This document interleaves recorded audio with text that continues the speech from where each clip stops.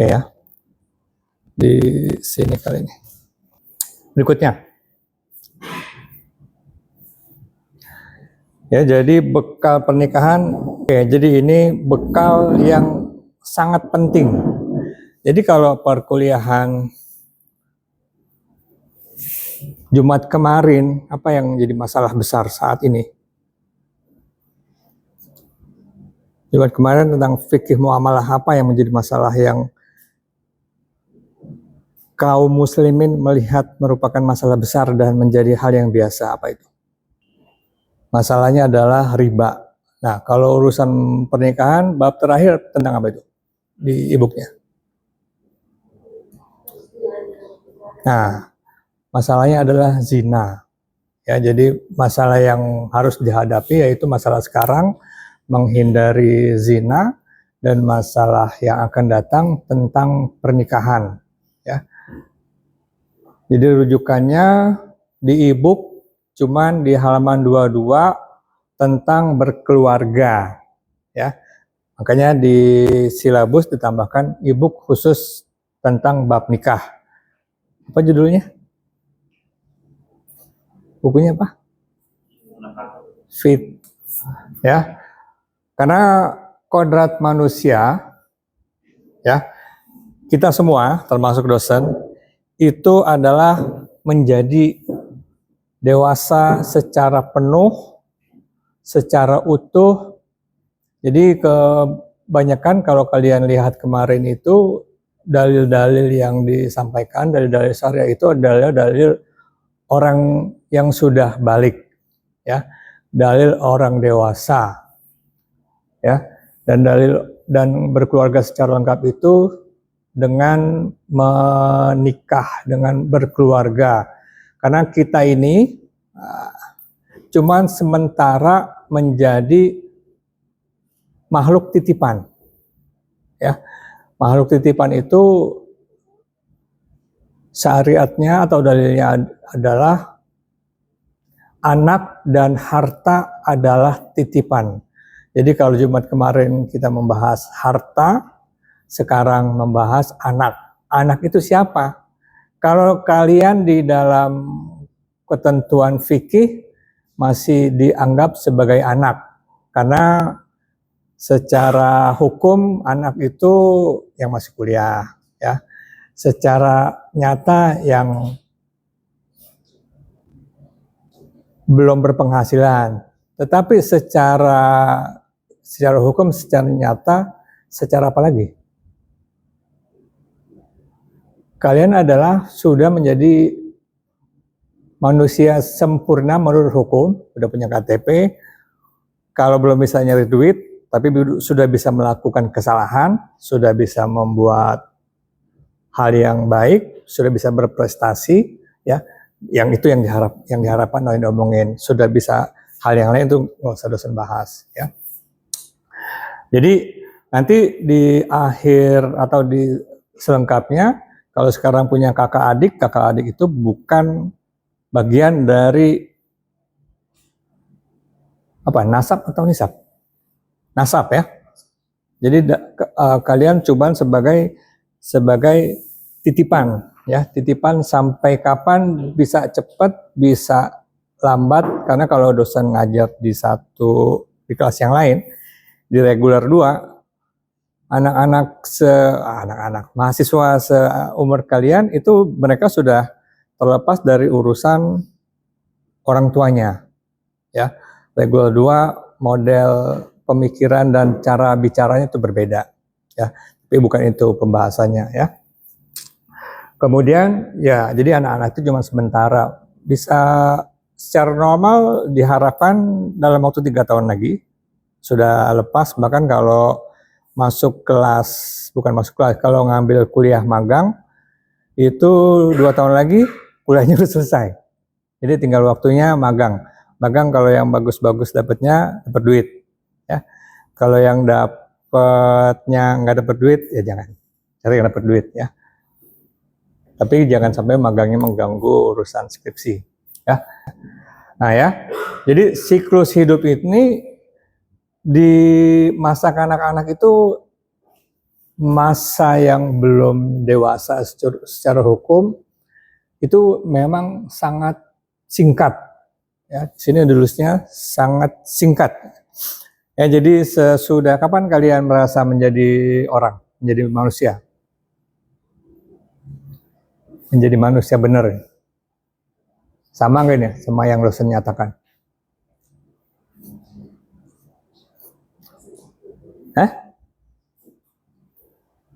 Sama nggak? Kapan Ika? Mulainya jadi manusia. Ini pilihan saya sendiri ini. Ya, umumnya di usia sampai SD. Ya, karena kalau sampai SD pilihan sekolah itu masih orang tua kalian yang pilihin ya, kalau nggak ibunya, kalau nggak bapaknya. Yang sekolah juga mereka, ya. Yang sekolah mereka maksudnya ikut kelas ibu-ibunya kan, bapaknya nganterin dan seterusnya. Baru SMP mulai memilih caranya sendiri, ya. Kebanyakan orang nakal itu mulai di SMP, kan nggak ada. Siapa yang paling nakal teman kalian SD udah ditato? Kan? Nggak ada kan? Nanti mulai ngerokok. Ada mungkin, tapi nggak model-model kalian lah ya. Kalau merokok itu biasanya mulai SMP. Ya. Kalau nggak ngerokok, nggak ditemenin. Ya, kalau nggak punya selera gaul yang sama, nggak ditemenin. Bahkan yang terjadi sekarang ini, yang sangat nakalnya itu berani ngebunuh. Ya. Tawuran itu alatnya tuh wah benar-benar gila. Ini benar-benar beda dibanding waktu dosen sekolah zaman dulu.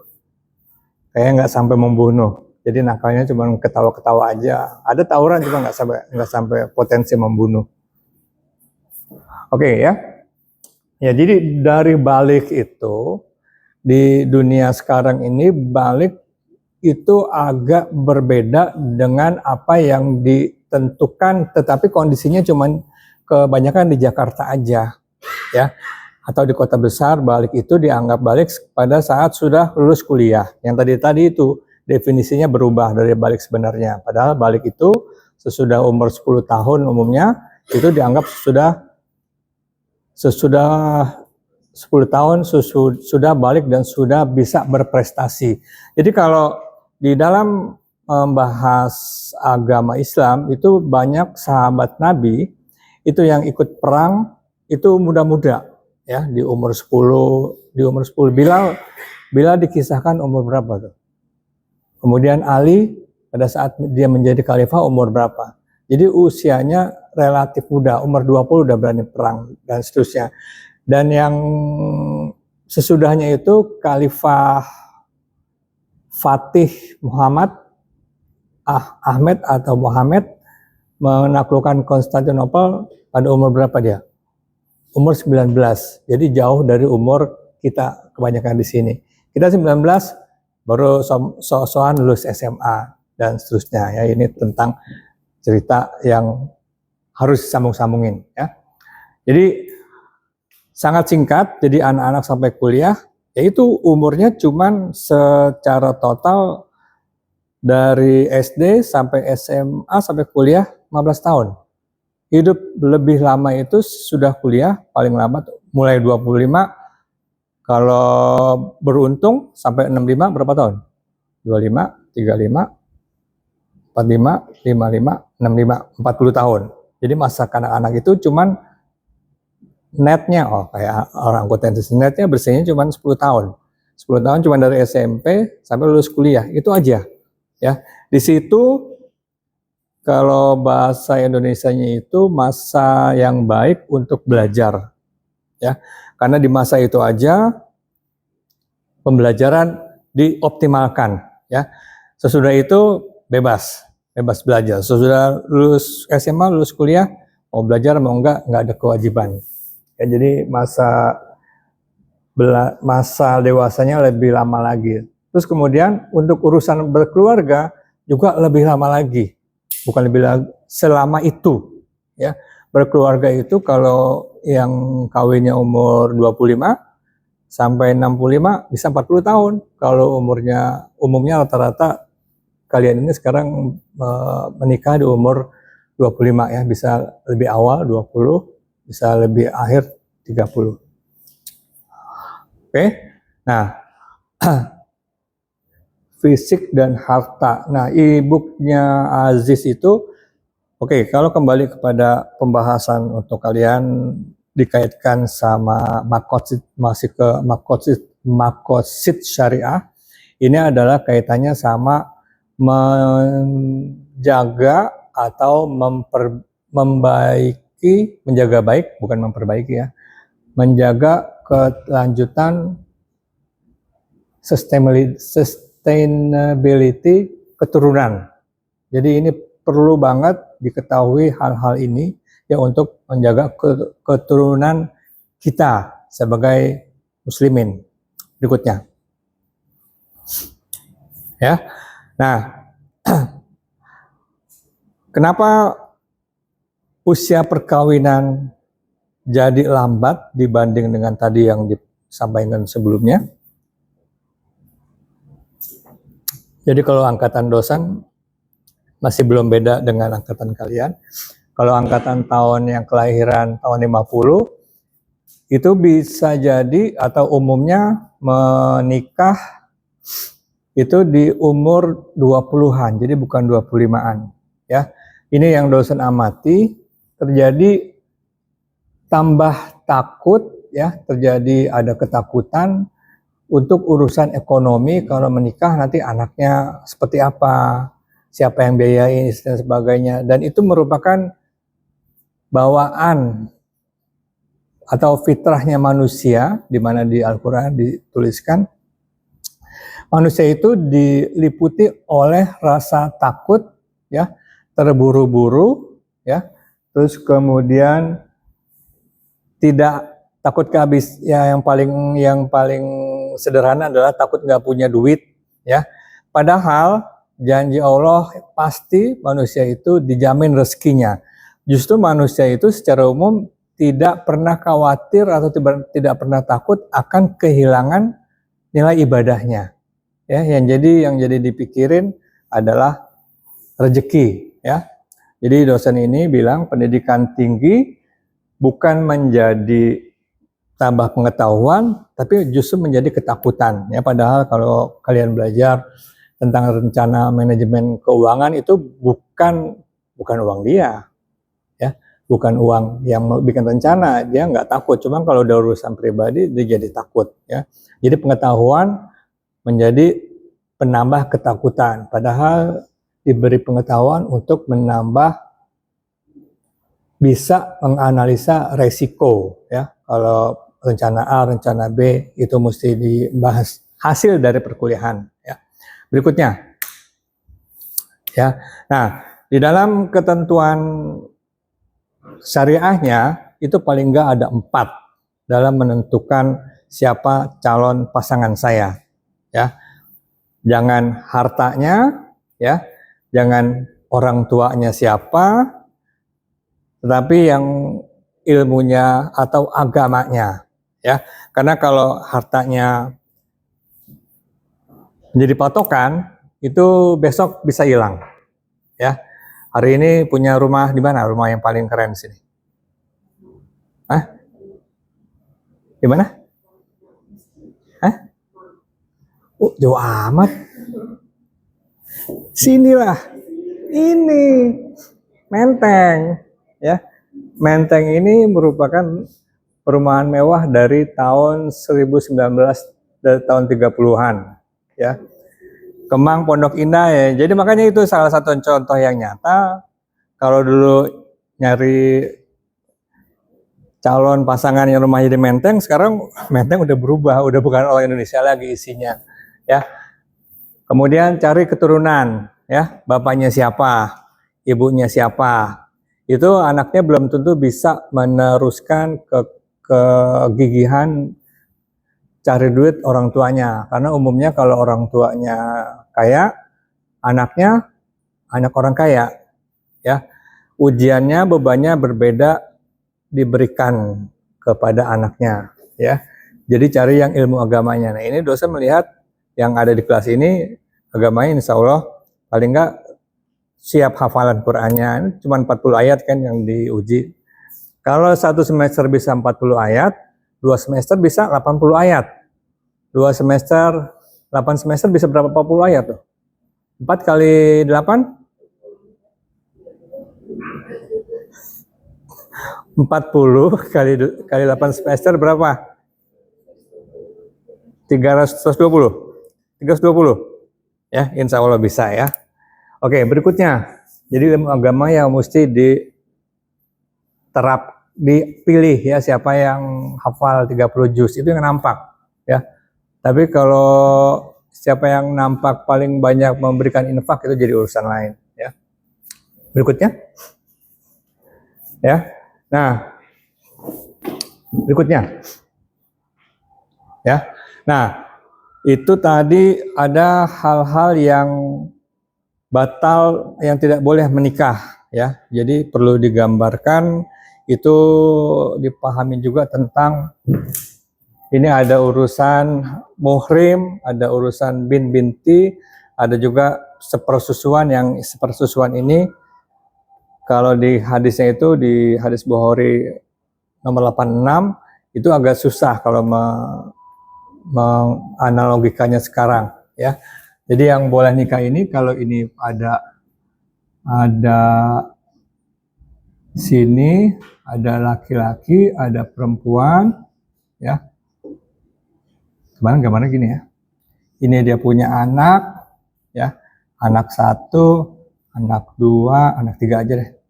Anak 3, anak keempat ini punya anak lagi ya. Di sini juga sudah berpasangan.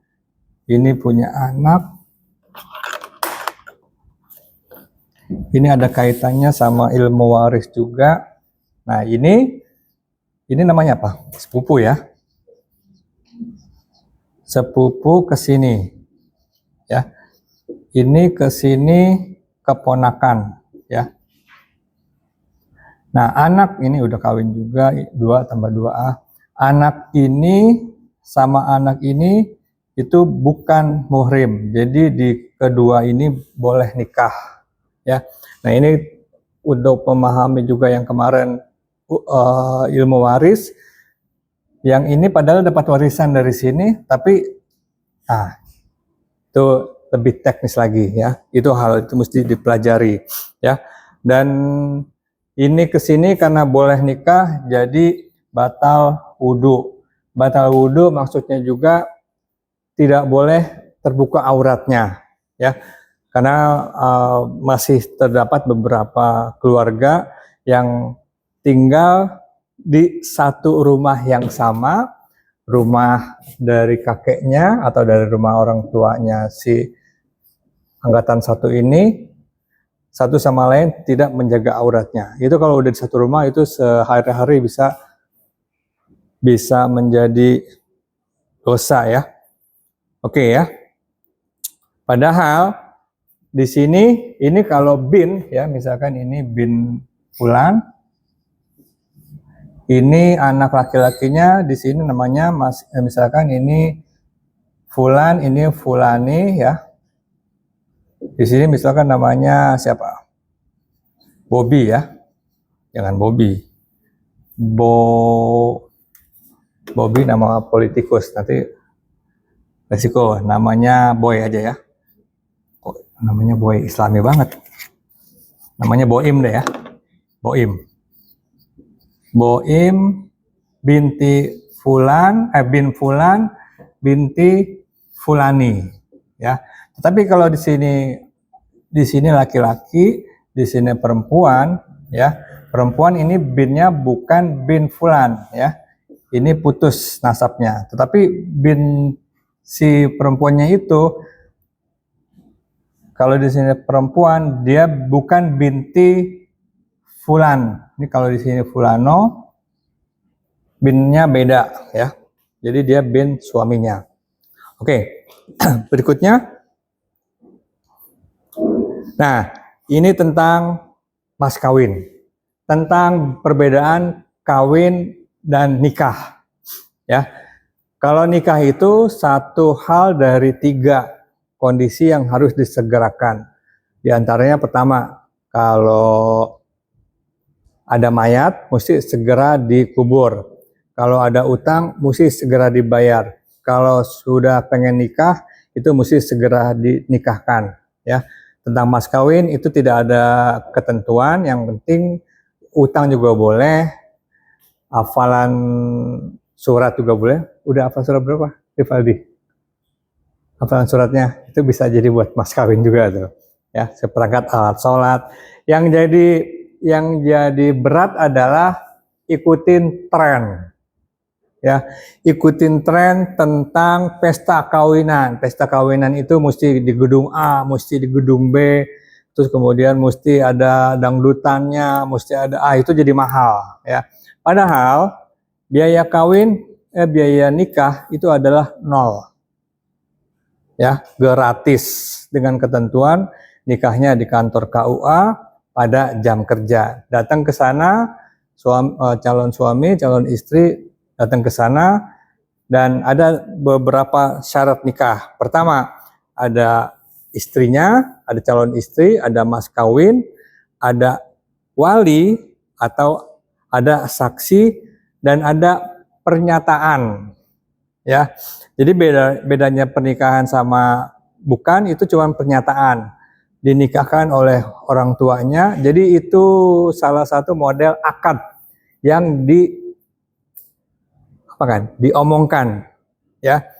Kalau jual beli kemarin bicara akad, ada pendapat yang boleh, yang harus diomongkan, tetapi kebanyakan kita nggak pernah ngomong, beli aja, ya.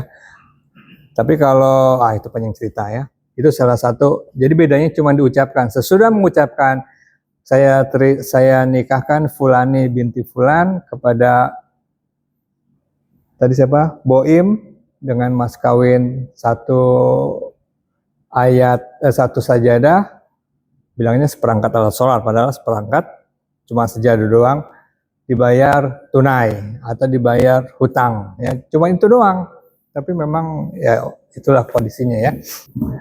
Keluarga, ya. Nah, perlu diingatkan, ya. Jadi posisi suami dan posisi istri itu tidak sama di dalam Islam. Jadi kalau dalam aplikasinya mau beli rumah itu patungan, mau beli mobil patungan, mau membiayakan anak patungan, itu adalah konsep yang salah. Jadi yang benar adalah suaminya yang menafkahi, ya. Jadi bukan patungan, ya. Karena posisi suami itu berbeda dari kebiasaan di beberapa adat, ya, tergantung adatnya. Kalau adatnya dari suku apa, biasanya perempuan setara, suku apa perempuan lebih tinggi, ya. Sebut saja kalau suku Minang, suku Jawa, suku Betawi itu memandang laki-laki dan perempuan berbeda, ya.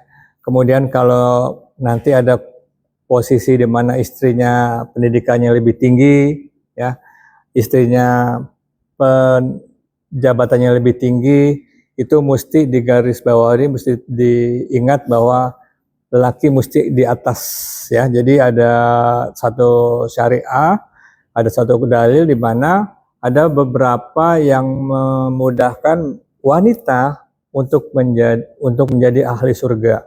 Salah satunya adalah turut kepada suami selama suaminya melakukan hal-hal yang apa? Yang tidak melanggar aturan syariah, ya. Jadi karena pendidikannya merasa lebih tinggi, nanti di rumahnya menjadi dominan, ya. Karena tanggung jawab laki-laki dan perempuan di dalam keluarga, ya, dia ke anaknya itu berbeda. Laki-laki, ya, itu dalilnya adalah Arizalu qawwamuna 'ala nisa. Dia bertanggung jawab atas urusan rumah tangga atau urusan istri dan anak-anaknya. Ya. Berikut. Ya. Nah, dan laki-laki bertanggung jawab atas ibunya. Ya. Jadi di sini ada beberapa sudut pandang, ya. Ini kan kebanyakan di sini wanita, ya. Nanti jangan menuntut suami kalian untuk tunduk patuh kepada kalian, ya. Tapi minta dia, arahkan dia untuk tetap menjaga ibunya, ya. Karena kalau dihitung matematis, ya, umur mertua atau umur ibu kita itu tidak akan sepanjang hidup kita, ya. Kalau kalian sekarang umurnya 20, nanti pada saat kawinan umurnya 25, usia kawinan 10, orang tua kalian, wah jangan, orang tua kita udah meninggal.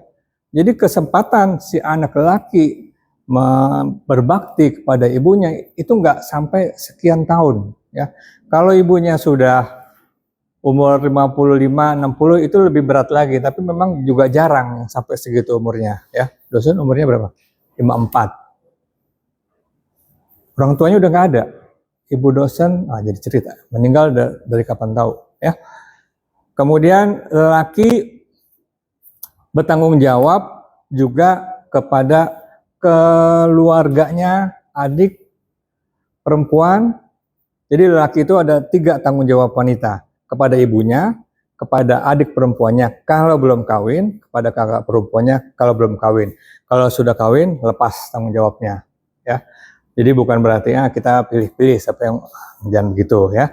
Kemudian ini ada kaitannya kalau di kisah syariah itu kisah apa bacanya? Kalomah, Al-Qalamah. Ya, jadi di situ ada seorang alim yang dikisahkan dia menjadi ahli neraka karena dia terlalu alim, dipanggil sama ibunya nggak nyaut, malah ngurusin ibadah terus, ya, di masjid dan seterusnya. Akhirnya pada saat meninggal dia tidak bisa ikhlas, mesti nunggu keikhlasan ibunya. Oke, berikutnya.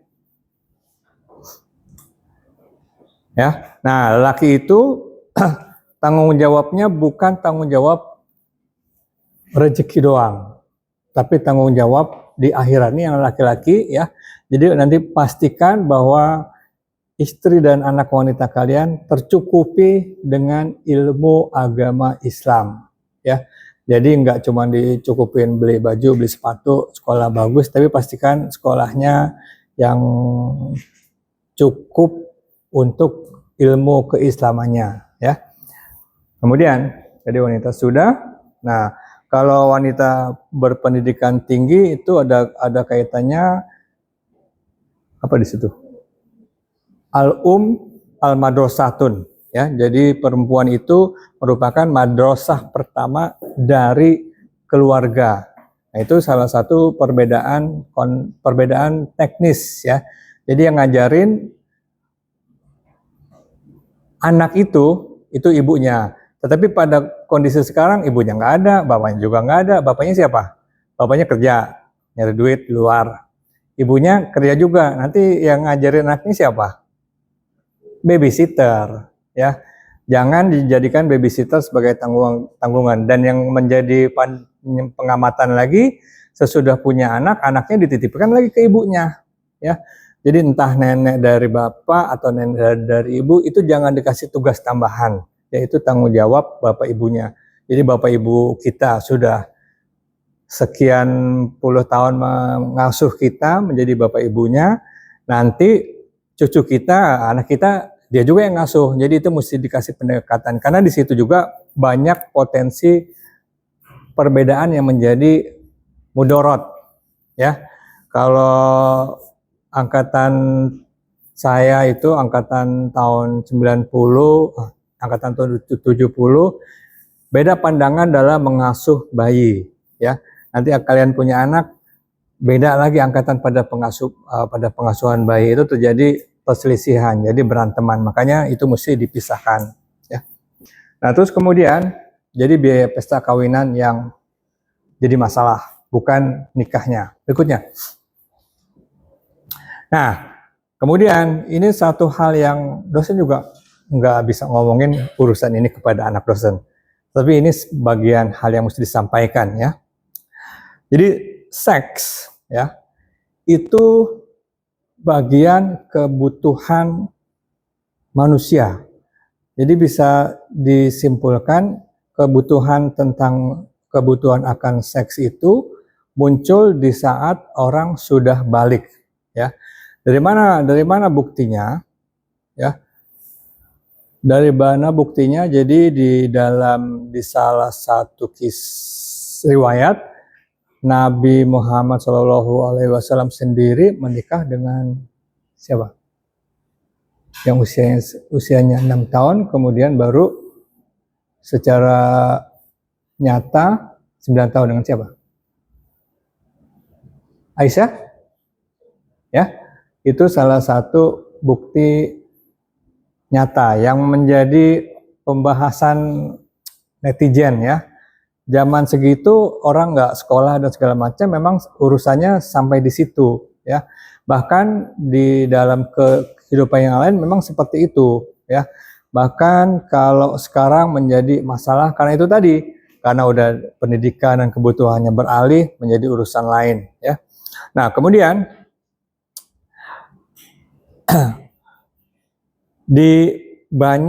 jadi kalian ini sekarang melihat urusan seks bukan urusan yang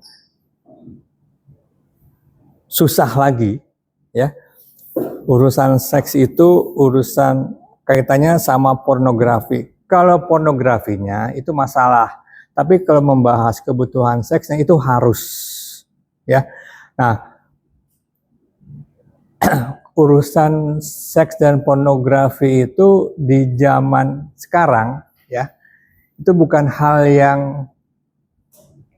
tabu ya, karena untuk urusan seks dan pornografi itu tersedia di apa yang kalian pegang setiap hari ya.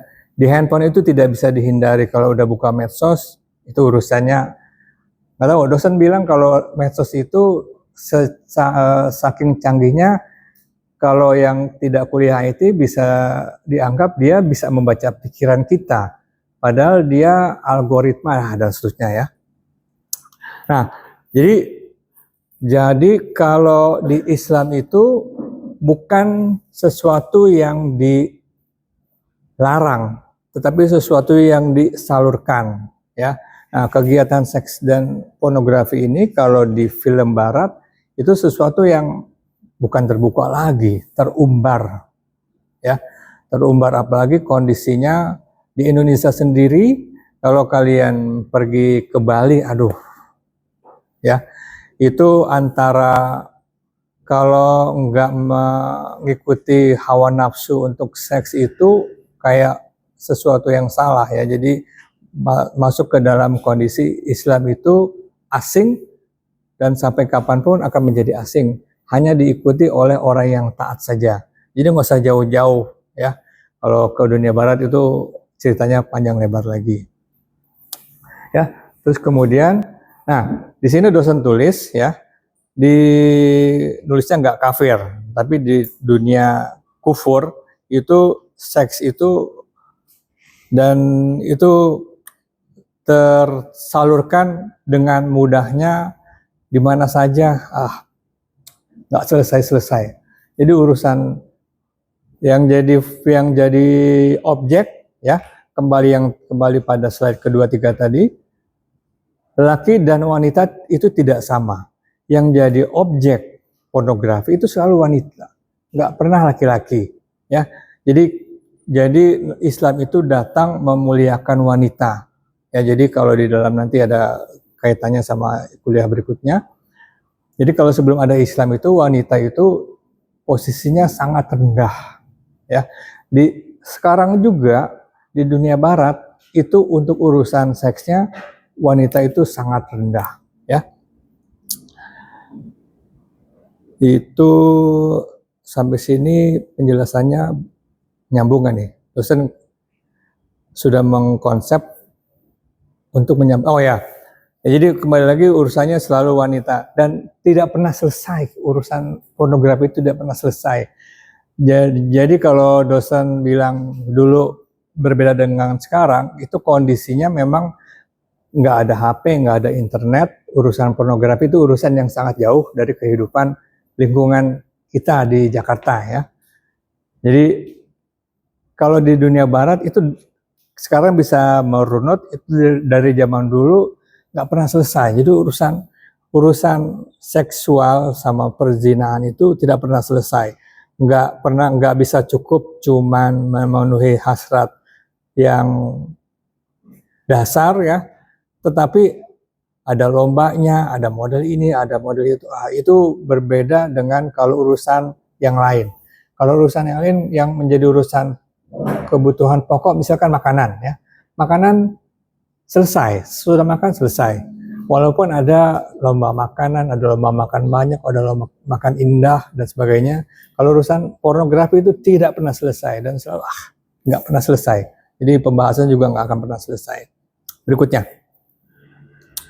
Nah, ini dikembalikan kepada hadis ya. Jadi hadis ini dari yang dosen sudah share ya. Coba dibaca deh. Indonesia-nya aja. Matannya aja. Nah, matan apa tuh? Sesungguhnya di antara kata-kata kiamat adalah diangkatnya ilmu dari kebangkitan kebodohan dan diinginkan kawan serta praktik perzinahan secara terang. Nah, jadi kalau barusan dosen bilang pornografi itu bahasa Inggrisnya emang everywhere, ya. Itu dosen banyak cerita, cuman nggak pantas kalau cerita kepada kalian ya. Jadi pertama adalah dia kalau udah mabok, ya itu udah tidak bisa membedakan mana kuda, mana kambing, mana laki-laki, mana perempuan. Itu modal atau itu sumber utama, ya. Kenapa orang itu bisa mabok? Menurut hadis ini apa nih? Karena kebodohan, ya, karena kedunguan. Ya, kalau bahasa salah satu pengamat nasional, kedunguan. Karena kalau kita bilang karena dia jahil, ya, jahiliyah, ya. Udah jelas berbagai dokter bilang yang perlu diminum adalah air putih, ya, malah diminum air keras. Dan air keras itu harganya mahal, ya. Penyakitnya akibat air keras juga mahal. Akibatnya adalah perzinahan secara terang-terangan. Zina yang paling terang-terangan adalah apa itu? Pacaran, ya.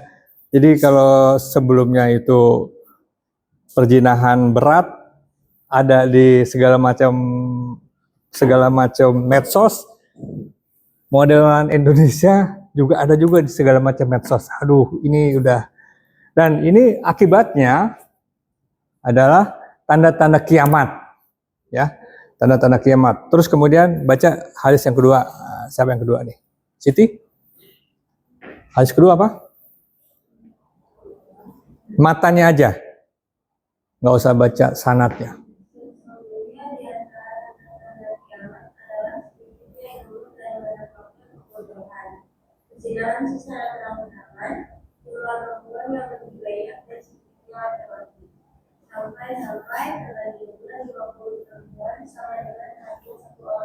Oke, ya, tadi sudah membahas tentang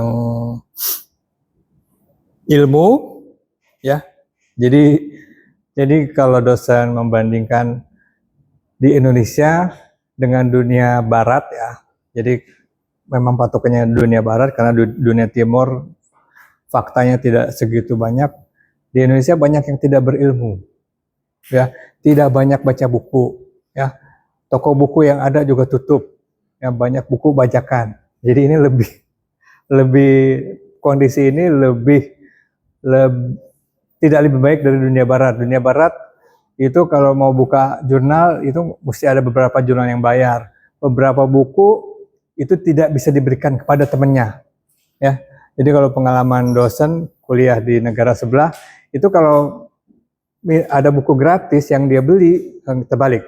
Kalau ada buku, ada e-book yang dia beli, dia nggak bisa ngasih ke kita. Walaupun kita sebagai teman satu kelas nggak bisa, mesti beli dulu. Ya kalau kita bukan maaf kata, dosen sendiri suka ngasih buku gratis. Ya, nah itu makanya salah satu alasan kenapa dosen ngasih link supaya tidak terbentuk satu cerita dari mana buku ini dari dosen. Nah, itu satu hal yang mesti dihindari oleh dosen. Kalau ngambilnya di tempat yang gratis, dosen makanya diarahkan ke sana. Oke, kembali ke sini. Ya. Jadi ada dua hadis yang disampaikan di sini. Hadis nomor berapa itu? 79 dan 78. Perzinahan secara terang-terangan dan jumlah perempuan. Ini satu perempuan, ini satu kelas berapa perempuan? Satu kelas sekarang aja. Berarti masih jauh dari kiamat, ya. Karena perbandingannya satu laki-laki 50 wanita. Ini masih 1:3 ya. Karena selama dosen ngajar memang begitu, ya. Dan laki wanita, oke. Nyambung atau enggak, wanita di Amerika itu tidak bisa jadi presiden sampai kapan? Sampai ke presiden berapa sekarang? 120. Walaupun kemarin Hillary ya, hampir menang, cuman nggak bisa menang juga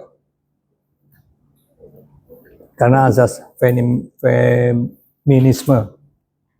Ya, ini ini dua sumber syariah yang menyatakan zina secara terang-terangan.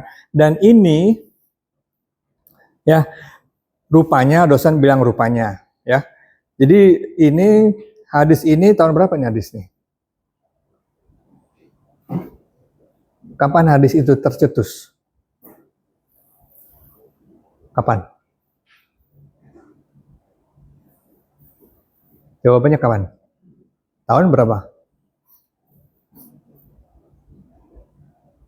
Tahun berapa?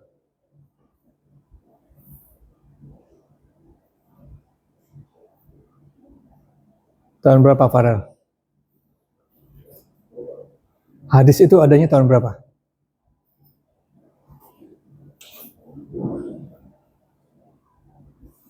Hadis itu adanya tahun 600, ya. Tahun 600 kita di kelas ini dibacakan tahun 2025, berapa ratus tahun yang lalu. Jadi hadis ini merupakan satu kalimat futuristik, ya. Jadi dia menuliskan sesuatu yang akan datang dan itu terjadi, ya. Jadi kalau dosen masih zaman umur kalian, perempuannya memang nggak banyak, ya. Hampir sebanding. Nah, itu solusinya panjang lebar ya. Perbandingannya 50 banding 1 laki-laki. Berikutnya. Ini kayaknya ada yang sebelum deh. Sesudahnya apa ya? Oke, sebelumnya. Ya. Nah, solusinya ya. Ini ayat 32 surat Al-Isra. Ini bacanya apa nih?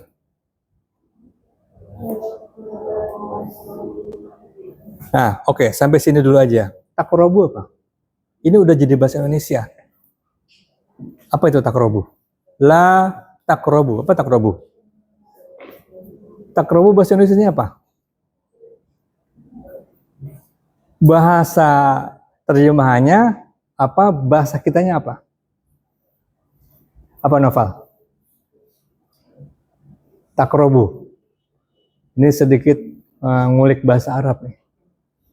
Takrobu itu asal katanya adalah, bahasa Indonesianya adalah akrab. Ya, takrobu kalau diakrabkan akrobu, kalau kata bedanya korobu, koroba, ya. Jadi zina itu disiasati dengan wala takrobu. Jadi bukannya wala zina. Jadi bukan jangan berzina, tapi wala takrobu, ya. Wala takrobu itu jangan memulai, ya. Zina itu secara luas mulai dari pandangan, ya. Jadi dalam hadis lain, yang lelaki kalau melihat atau tidak melihat perempuan itu mesti menundukkan pandangan. Jadi mau mulai dari pandangan, bukan langsung zina ujuk-ujuk. Zina itu kalau di dalam nggak enak ceritanya ya. Kemudian An-Nur ayat 24 dan 30, coba ada yang bawa Quran digital? Nur 24 dan 30. Kuliah sampai jam berapa? 9.10 ya? Hafalan ada yang mau sekarang? Oke. Dosen waktunya banyak nih. Nanti jam 10 baru kuliah lagi. 24.30 apa? Oke, di sini nggak kelihatan, dibacain aja. Pertama adalah jauhi zina dengan cara menghindari berdua-duaan laki-laki dan perempuan, itu maksudnya pacaran, ya. Kemudian jaga mata, ya. Jaga mata, tidak memandang wanita, karena buat laki-laki segala macam model wanita itu menjadi menarik, ya. Ada yang tinggi, ada yang rendah, ada yang lebar, ada yang segala macam alasan, ya. Ada yang warna kerudung merah, kerudung putih. Kemudian berpuasa, ya, dengan cara berpuasa. Oke, itu aja tugasnya ya, tidak ada tugas teknis. Ini tanggung jawabnya bukan kepada dosen, kepada orang tua kalian dan kepada Allah Subhanahu wa taala. Berikutnya. Oke, di syariat Islam itu juga ada aturan tentang poligami, tentang bercerai, tentang adab hubungan istri dan suami, itu tidak dibahas di kelas ini ya. Kalau mau dibahas juga bukan dengan dosen. Itu di buku, di e-book dibahas atau enggak? Itu dibahas sendiri aja. Ada ya? Oke, berikutnya. Oke, barusan juga ini kuliahnya bab ini selesai, bisa dimatikan.